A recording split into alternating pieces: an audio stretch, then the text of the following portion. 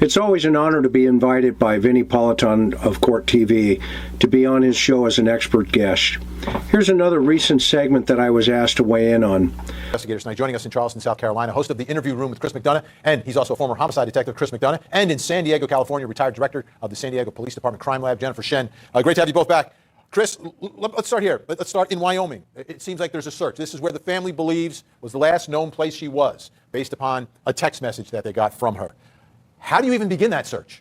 Where do you start?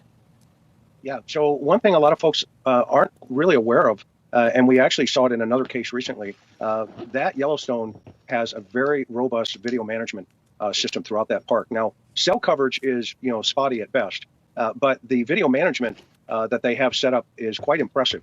So that would be the first place you want to see, take a look at to see if they did any adventures around some of those controlled sites. Grand Teton, you lose cell coverage pretty quickly around that area, but so the first place I would start is at Yellowstone, and then work your way out of the opposite side to the Grand Teton area. In this investigation? Yeah, so that's a really good piece of evidence for her mental state and his, right, Benny? I mean, we have now a clear picture of just exactly how she was feeling, and him, quite frankly.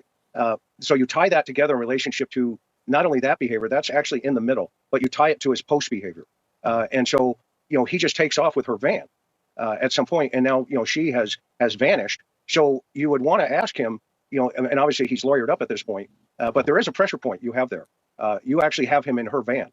So if worst case scenario did he steal the van? So that's still out there as an investigative tool. And then, of course, when you get the CAS team in there from the feds, who are going to analyze all the cellular, information that Jennifer was talking about, you may be able to put some pressure on him on that side.